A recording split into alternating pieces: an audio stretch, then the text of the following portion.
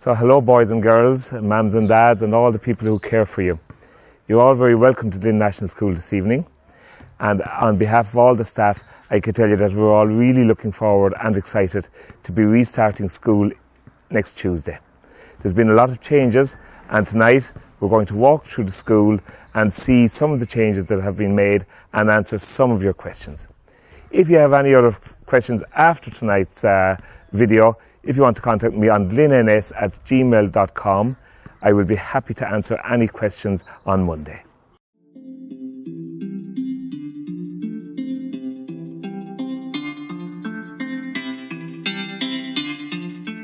So, Joe, where will the drop-off points be every day then for the kids being brought to school? So the drop-off point is what we had last year and what we had up to last year. It's this drive-through part here, the drop-off area, where you come in the middle part here, turn to the right as you're coming in here, and drop the children off just there. Now, don't be worried about the fencing up here. That'll all be pushed right back. It won't, unfortunately, be finished for next Tuesday, but it'll be finished within a few days. We just got delayed with the bad weather in the last few weeks. Like 2 or 3 storms hitting the country in August was very out of the ordinary, really. So the idea is that this is going to be the new disabled access for the school. The disabled access that we had wasn't compliant with statutory regulations. When there's a new building at school, you must get that right. So that's been worked on. There'll be a ramp going there and a new entrance up into the school. But unfortunately, with the weather, that just bet us this year. But for Tuesday, that will all be pushed right back. You'll be able to drive in here. We would suggest drop the child off. You drive on. The children will just come along here. We will have cones down onto the path and up and in the front gate of the school. Now, it may happen that some parents might say, I don't want to drop my children off. Now, a lot of children have actually older brothers and sisters, and that would be absolutely, and parents would be quite happy to have them go. But I suppose one of the things in the roadmap from the department is to limit the amount of interaction between parents as much as possible. So what we would ask is, if you do want to bring your child to the school gate, if you park elsewhere, and I'm not going to tell you where to park because then I have to take responsibility for it, but if you park elsewhere, but if you cross the road to go back, so you're not meeting the children coming up. Because what we've asked in our emails is that every family would go in. So for example, your 2 children, they get out of the car, they walk in together, and they'll go to their classroom together.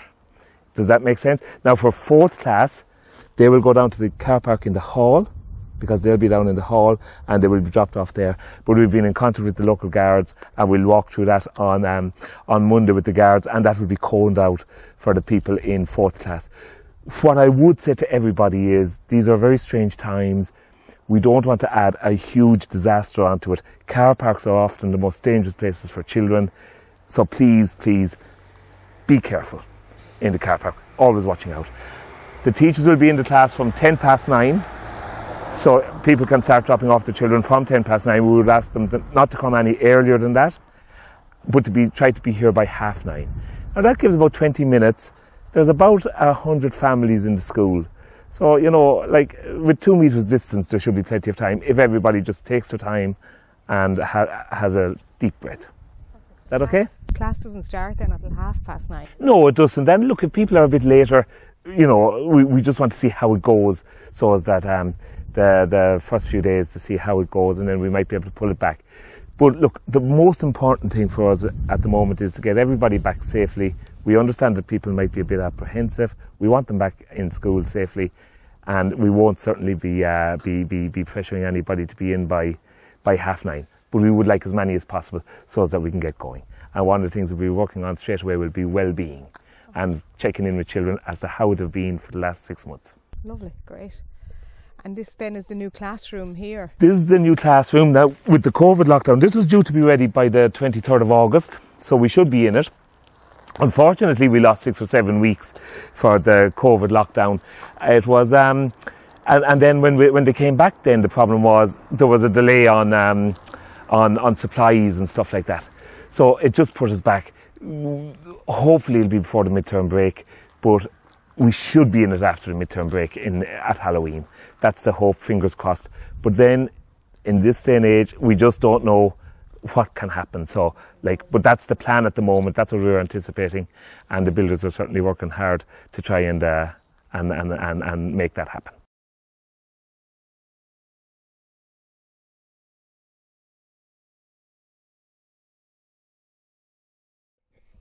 Joe, outside the school, it doesn't look great there at the minute for the kids entering the school day.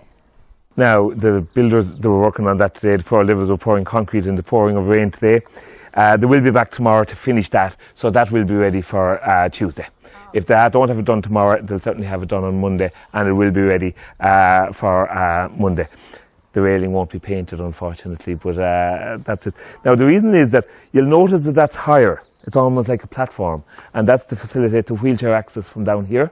Oh, yes. Right? But if we were to ramp that, and that's why there's steps in it, if we were to ramp that, or make it safe for anybody going in, the ramp would nearly have to come back to here. So we would lose the school bus parking spot here. So hence the few steps there. So Joe, when the kids come into school then on Tuesday, what way will they enter the school? Yeah, they'll all have to come in this way, because the gate down there just isn't safe.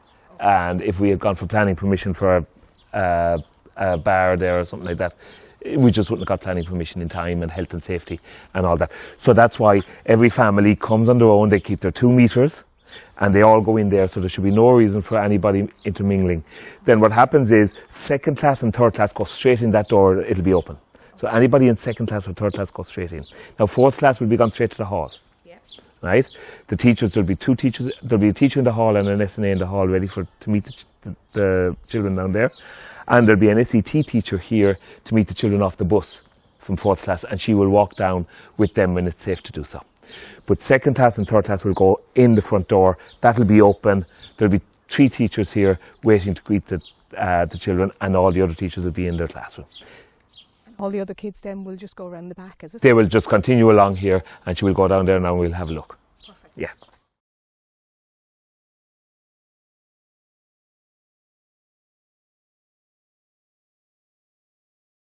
So you'll notice the yard markings on the ground there now. We have hopscotch, we have a little maze. This was in the planning. The Parents Association had organised this back in, they'd been looking for the stencils for ages. We got them about 2 weeks before lockdown. We were planning the design, then lockdown came, and then when restrictions were eased and when we were able to make, to come and do the work, some of the Parents Association, but a lot of the teachers gave an awful lot of time just painting this. And I suppose the reason is that we don't want school to be overshadowed by COVID. School should be school, life has to be life, we have to continue on, and we're delighted that the yard looks a lot more colourful for our infants and first and second class. For a bit of fun. Now, the children will all come in here, so the infants, first class, 5th class and 6th class will all come in this gate. And they'll come down here and around here. Now at break time, infants will stay in this yard. We will have a line of cones. Junior infants will stay at one side, senior infants will stay at the other side. First class will start off down in the basketball court, and second class will be on the pitch. Okay? So that's for the breaks. Now we will rotor that so everybody gets a chance in different areas. So they will then go in, and then 3rd, 4th, 5th and 6th will come out. Now, hopefully the weather will pick up, because our idea is 3rd class will be here, 4th class in the basketball court, 5th class on one of the pitches, 6th class on the other pitch. Now the grass was supposed to be cut, but again the weather has destroyed everything this year. Between the weather and COVID, my hair is going all grey. So that's our idea. If it's a wet day and the grass is wet and they can't get onto the grass, well then there'll be a class up here. There'll be 2 classes up here. One of the classes that's on the pitch will be up here. One of the classes that's on the pitch will be walking around the path. And that's the best that we can do in terms of keeping, because every class is a bubble and they can play with everybody in the class, but they can't play with people outside the class. Does that make sense? What will happen with 4th class then when... 4th class will come up. They'll be brought up on a dry day by the 3 teachers that are with them, the 2 teachers and the SNA that are with them. They'll be brought up and they'll play in the normal way. On a wet day, they'll stay down in the hall and they'll have their break down there, and they'll be supervised down there by a teacher and an SNA. Okay. So this door here then, Joe, who enters through this one? Now, for infants and first class come in this door. They follow the footsteps around in through that door there. Now the junior infants will come on Tuesday morning at about 10 o'clock, from 10 o'clock. So on Tuesday morning it'll just be senior infants and first class. They will come in here, they'll sanitise their hands and they'll walk on into their classroom. The classroom will be open. Junior infants on Tuesday will be met here by their class teacher, Miss Scally, and there'll be another teacher waiting inside then from 10 o'clock to supervise the children until Miss Scally gets back into them. Parents, I know it's a huge thing for you to sort of come with your child on the first day and go into the classroom. Unfortunately, this year we just can't. We just can't allow it. It's just the guidelines don't allow it. So Miss Scally will meet you here. Hopefully, just have a chat with your child. She will bring them up. They were all in Lorraine in the first week at the end of June, actually, to see the school, and that's all. Like, they know where they're coming, but we do appreciate it's going to be difficult, and it's not going to be the normal first day for children. But it's not a normal year. Yeah. So then we come on up here and in. So coming into the classroom, then we have another sanitizer. And then when we come into the classroom, we have, and you might notice here now, this classroom has been totally revamped. We have a new unit here for hygiene purposes. We're still now, because teachers only got access, by the way, to the classrooms on yesterday. So they've been working flat out yesterday and today trying to get the classrooms ready. We have soap and paper towels in every classroom, or in every toilet. We have hot water in every toilet and at every sink in the classroom. We have a pedal bin in every toilet. Alan, if you want to go in and show the pedal bin there. And so the kids can bring their own sanitizing units? Actually now, the thing is, in the guidelines it says that young children should not have individual access and independent access to sanitizer that contains alcohol. Okay. So, and then they say that if the sanitizer doesn't contain alcohol, it's no good. Yes. So, but that's what the guidelines say. Yes. But we have tons of, the sanitizer there. Soap and water is actually healthier than sanitizer anyway. We estimate that between everything there'll be 8 times when children will have to either sanitize or wash their hands. And the guidelines state, by the way, when they come in from break, once their hands aren't dirty, they just sanitize on the way in and they're ready to go. And they'll be reminded then a few times? Or they'll be reminded. The teachers for the first few weeks will be reminding them all the time. Brilliant. Yeah. Now, you can see the X here. There will be another soap dispenser there. They haven't arrived yet. They were due today, but they will be there. Okay? I'm assured. Okay? But hot water in every unit, hot water in every toilet. And this room has been totally refurbished, as you can see. It looks different than it did on last Friday. I'd say any parent who was here, and can I just say, I am so grateful to the parents who turned up to help to move the furniture out of the rooms that were being done and to move the furniture back into the rooms that were being done. And last Friday we got an awful lot done, but I'd say it's safe to say, and you just mentioned it there, Lorraine, compared last Friday to today, it's just chalk and cheese, isn't it?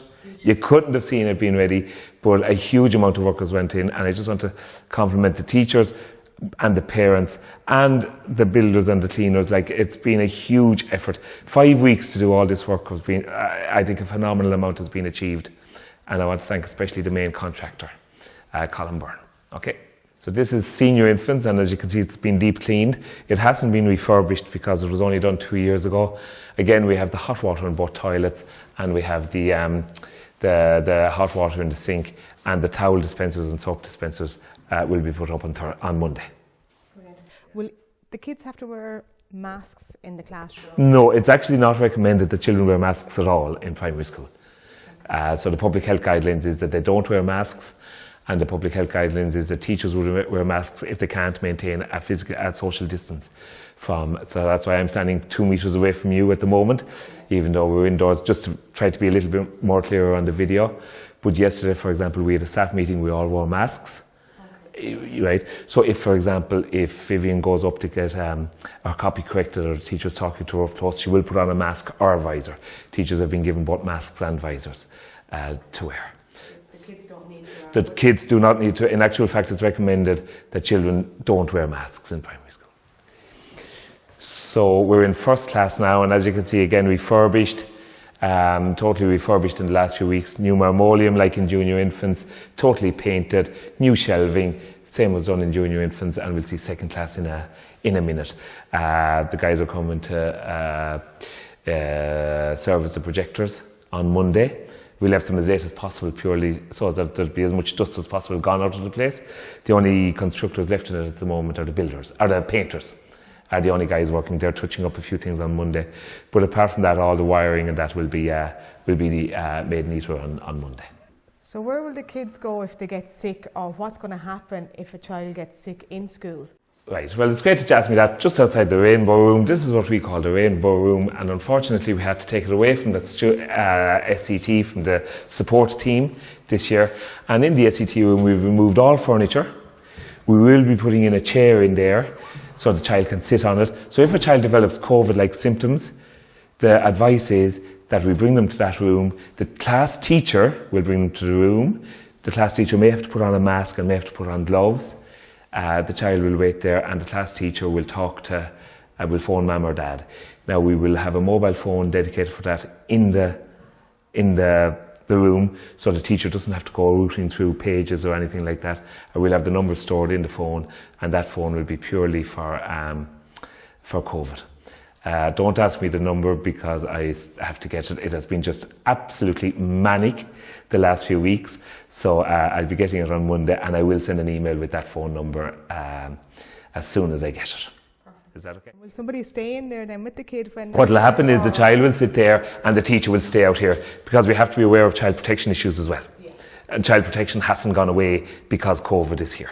So we have to be aware of that. But the teacher will be here and chatting to the child.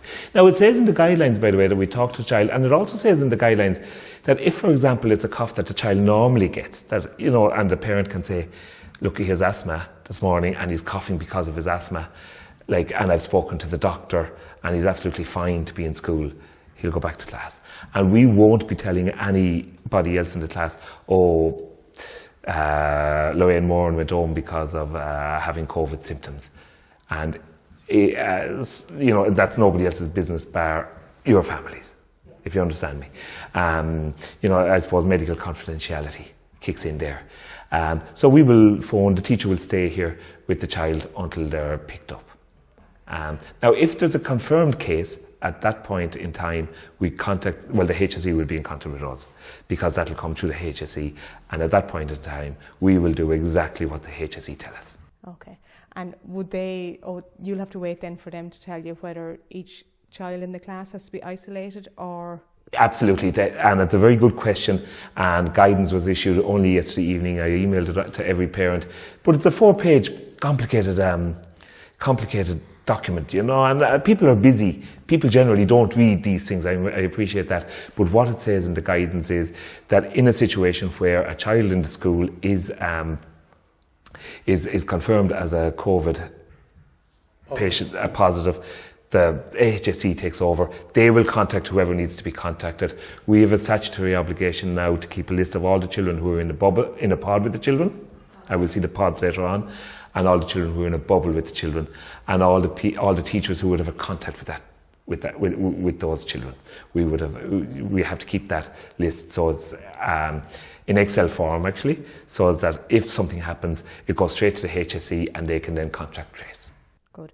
And do the family, like the brothers and sisters of the kids who are sick on the day in school, do they have to go home as well? No, they stay in school. And it was a question that I've been asking the department for the last few weeks. Actually, a parent raised it to me, and it was a very good question. I raised it with so many people, but clarification came yesterday. The sibling does not have to go home. No. Now, a parent may wish to say, look, I'm worried, that I'll take the two of them or whatever, or it's 2 o'clock, whatever. But from our point of view, it's the child who has developed COVID-like symptoms. But it said in the document yesterday, say, for example, if I don't have a temperature, what did it say? That if I don't have to take paracetamol or one of these things, the child can come to school. Yeah. So the documentation is there. I would advise every single parent to read it to make sure that they understand it. But the important thing, Lorraine, is, and this is hugely important, and I think this has been stressed again and again in the media, the huge thing is, If the child is unwell, don't send them to school. And I know that that's an awful hassle for parents, but equally for teachers, by the way. Oftentimes teachers will come into school and they'll have a bit of a cough and and you soldier through the day and you get through the day and you're grand tomorrow and whatever.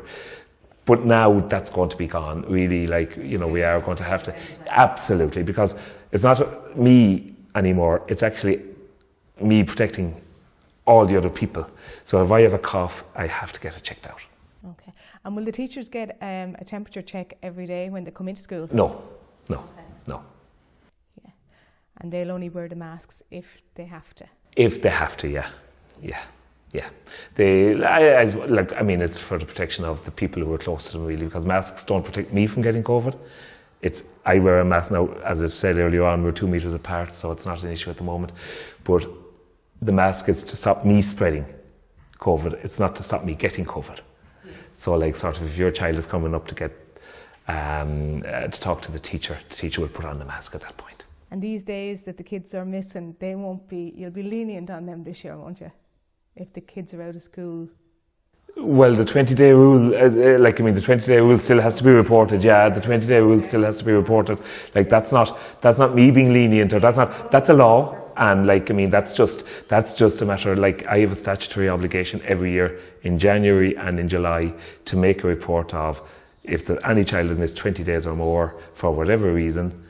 I have to put in the reason what they are. So if it's sickness, if it's whatever, but that 20-day rule is still there. Chances are that could happen now this year with... It could, yeah. It could, yeah. Yeah. But then there'll be a column for that to say 14 days. And, that's really just, that 20-day is really to track from year to year. And a child could be sick for 10 days, 1 year, whatever. So it's not something it's not something we have an option on. It's a statutory obligation that I have as a school principal, and every school principal has. So unless word comes from the government that I don't have to do it, I will have to do it.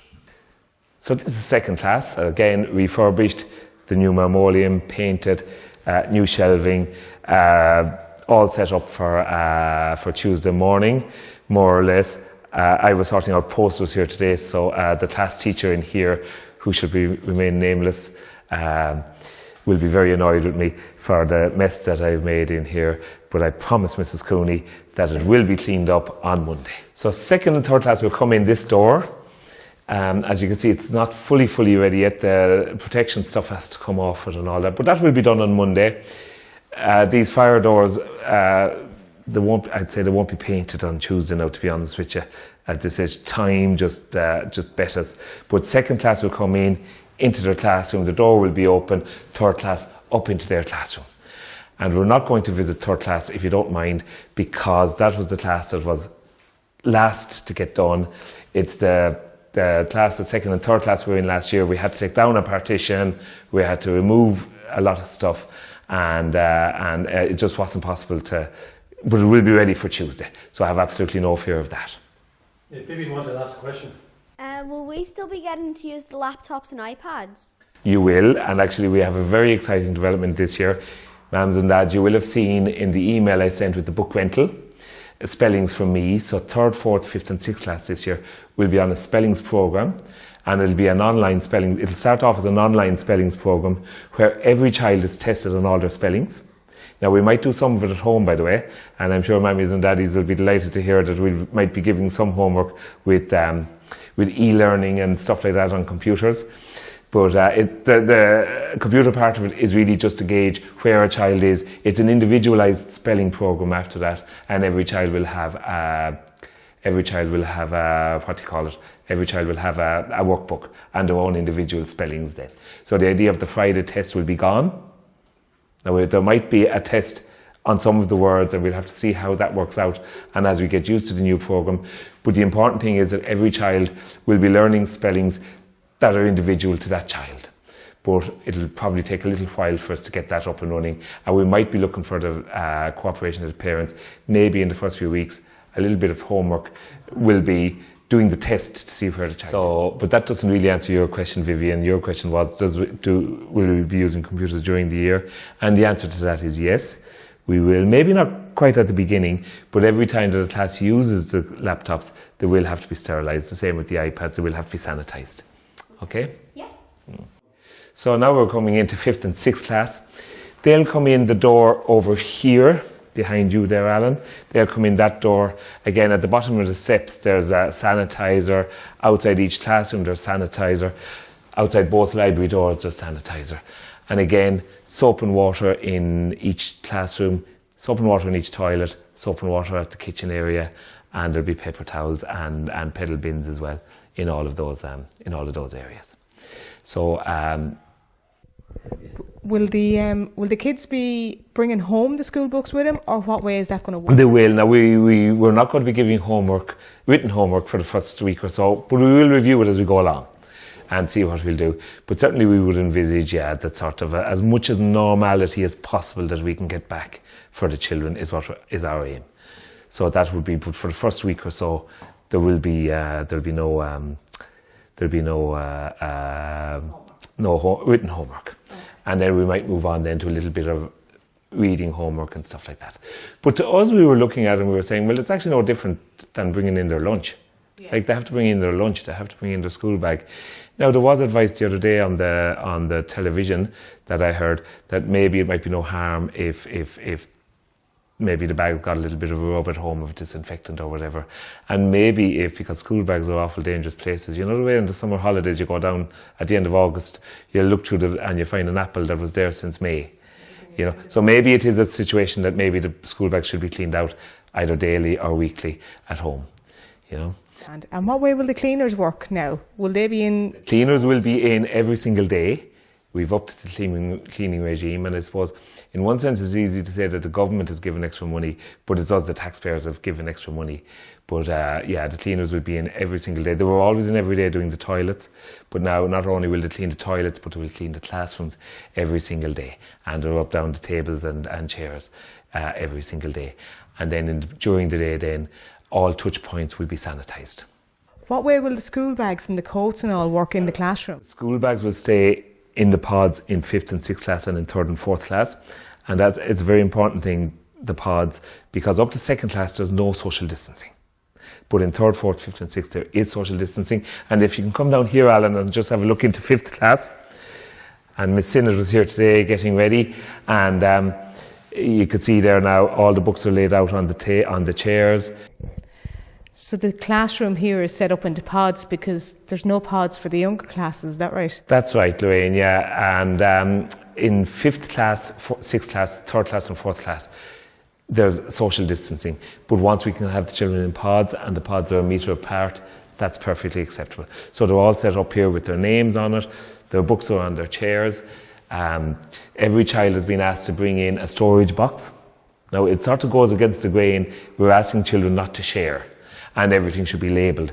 So if somebody asks you for a loan of a pencil, I'm afraid this year you're going to have to say no. Every child needs to bring their own pencil, their own pencil pair, their own rubber, their own Pritt stick, all of that sort of stuff. They only work then within the pod.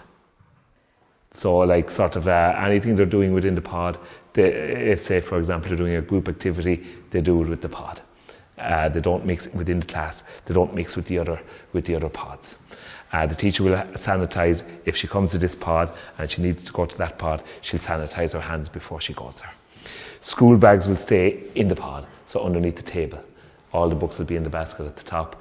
The coats then will be hung up, and every child will have a coat hook with their name labelled on it, so they'll hang it in the same place every day.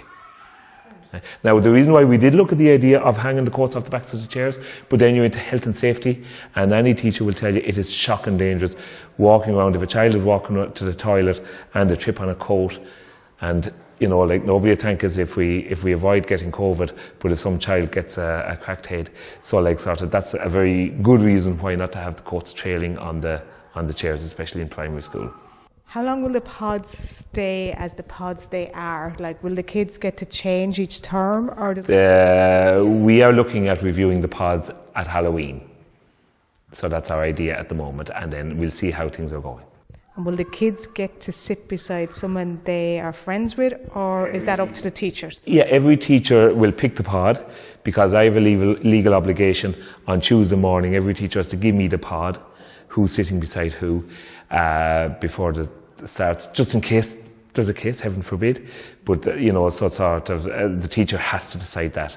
But we would always consult with the teacher who has had a class beforehand and find out who the friends are, and we will try to have people with their friends. They may not be with the friend that they want to be with, but if that's the biggest hassle we have on Tuesday morning, I will be a very happy man. So what happens then if a kid in the pod gets COVID-19 or is tested positive for it, or if we have another lockdown, what will happen? Now, there's a lot of questions in that. First of all, if a child is tested positive in the pod for COVID-19, the HSE take over. They look after the contact tracing. You will not get any word from me. You will get a call from the HSE, and the HSE will tell you what to do. The HSE will tell me what I need to do. If I need to tell everybody in the class that they need to go at home, it's the HSE. I can't take a unilateral decision like that. Okay, so from that point of view, but if a child then has to go home and self-isolate because they've had COVID or because they have symptoms, we will be looking to send that child home, work to sort of keep them going in their education for a few weeks. Now, your other question then was lockdown. Now, I think we all learned last March what will happen if there's a lockdown is they will all pick up their bag of books and they will bring that home with them. And I think the feedback was generally quite good about what happened once the books got home. So we would look at something like that, but we would look at developing it a little bit more. We're looking at getting Microsoft. We have Microsoft Office in the school, but we're thinking of getting Microsoft 365, and we're exploring that with Microsoft Teams and that sort of stuff. But then there's legal obligations, if you like, for schools moving into that. So we want to sort of get that right and get permission from parents, because we have to set up an email address for every child so that they can access that school email address. So we want to just get permission from parents first of all, but we will be in contact with you in the next few weeks over that when we get. The main priority over the last few weeks, as you can imagine, is trying to get everybody back safely, and hopefully we won't need the online and the remote teaching. But if we do, look, we will be making plans. But certainly every child, the initial thing would be, if we're told there's a lockdown, every child will pick up their box and go home with the box. So that means then the teacher will send an email and work, and there'll be hopefully then some more interactive stuff as well. Mr. Ryan, are we going to still do PE? I'm really delighted that you asked that question. That's probably, no insult to your ma'am, but that is probably the most important question that has been asked all night. The most important thing for us in the next few weeks is well-being, and PE is such an important part of well-being.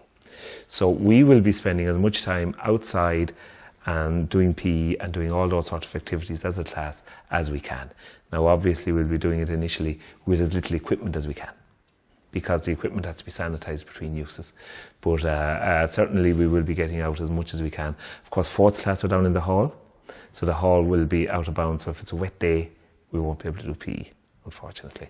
But certainly the Daily Mile Challenge will go ahead, things like that will go ahead. The fundamental skills that Miss Sinnott does with so many of the children and encourages throughout the school will go ahead.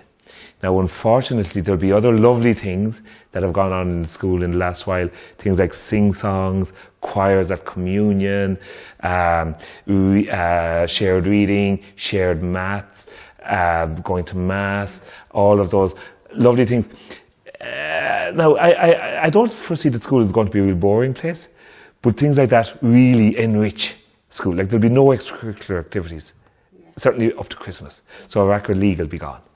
Last year we had a lovely football league in third and fourth class. We won't be able to run that. Now, that might seem awfully contradictory to people because they're down in the field training together this evening, but schools are held to a different accountability, and we can't have a situation where they can't mix when they're in school and then at 3 o'clock they can go down and play. It's just not going to be possible. But look, our aim is to make school, the return to school, as enjoyable as possible for the children, and hopefully. But we also have to catch up on the old academic stuff, I think that's hugely important too, and we will be working on that. It won't be all fun and games, boys and girls. There will be a lot of learning involved in the next few weeks as well, and getting us all back. Am I right here, Mammy and Daddy? To early nights. And eating properly. Now, not just your two, but I'd say every child in the country has gone. It's been 6 months of maybe late nights and a lot of electronics and a lot of eating at strange times. And I'd say the first week, mammies and daddies, the first week the children will be very tired. So maybe we all need to take a really deep breath and a chill pill and say this first week is going to be whatever is going to happen. In the evening time then... Back to school anyway, because they thought Mummy was too tough. Well, this is... you could say that. Just in the evening time then, 5th and 6th class will stay... School finishes at 3 o'clock. 5th and 6th class will stay until 3:05, right? Infants will be gone. They'll go at the normal way at 2 o'clock. We will ask the parents to socially distance in the yard while they're waiting, right? Now, for the first 2 weeks, junior infants will be gone at 12 o'clock, right? So the classes that we have to really worry about are 1st, 2nd and 3rd, because 4th will be down in the hall, and traditionally, 3rd, 4th, 5th and 6th go home themselves. They don't have to be picked up by their parents. So we would ask parents to have a spot where they will say, I will park outside house number 12 and I'll meet you there. Now, make it as safe as possible for your children, because as we all know, children get very excited and giddy when they're all together.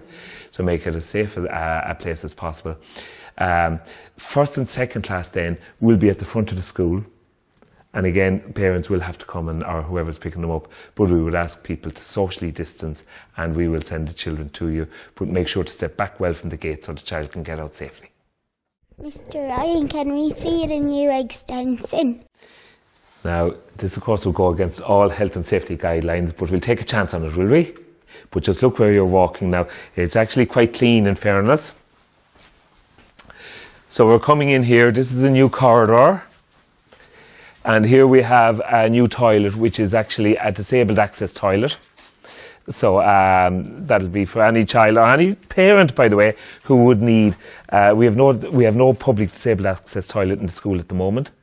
So by legislation, when there's a new build, it has to be put in. Okay. So that was part of the terms and conditions of the planning. And here then we have 2 SET rooms. A little bit of a mess. The lads are using it as a bit of a canteen at the moment. So these are the 2 rooms, and there'll actually be a partition down here. So the partition, suppose and say, for example, I'm working with a child on my own there, Lorraine is working with a child on her own there, we can pull back the partition so as that we can see each other, just for child protection. And then if there's a group working in each one, we can close the partition. Oh, yeah. So that's how that'll work. And then we have the classroom in here, which is... now, I know nothing about building, but I'm told that the first fix is done on the plumbing and the electrics. So whatever that means, that'll be the whiteboard there, all set up for interactivity. This will be, as far as I know, the cloakroom, I think, or the sink. No, the sink is going there. So this will be the cloakroom for hanging the coats. Then there's a computer area here, and then there's going to be, even better than what we've built ourselves, a press here with a slide rope type thing with shelves for storage, yeah. So that's the idea there. And then a classroom. And if you're like me, I have to confess, I always think that when a building is being built, it looks very small. But the next thing, you put paint on it and it looks lovely. So we're really looking forward to 4th class. And we know we've made a big ask of 4th class and their parents being down in the hall. We do appreciate that it's going to be, well, the hall is fantastic as well, and it's a great resource to have in the village. And we're very, very grateful to the community for allowing us the exclusive use of it for the next 7 or 8 weeks. But we're also really looking forward to 4th class christening the new classroom in, hopefully straight after the midterm break, perhaps beforehand. And, I might be sending out an email looking for people to move all the stuff that they moved down back up. And I really appreciate if people were able to do that for us. So this brings us to the end of our tour. We're back where we started, back at the mural that was being done last year and that we had hoped to get finished. Hopefully we will get it finished towards the end of the year. We had great plans for a mural over here as well with the Heritage Council. Unfortunately, that's not possible at the moment. I should have mentioned that Barry Lacey, the Games Promotion Officer, will be coming to the school hopefully in the next few weeks to start working with some of the classes. So what we're looking forward to as a staff and as a teachers is what we really want is that the children will come back happy and that they will be really happy in school. Now that means happy doing their work, that means happy doing their PE, that means happy doing all the activities that we can do, and we are really, really looking forward to it and excited. It'll be the strangest school year ever, but hopefully it won't be as difficult as last year's school year.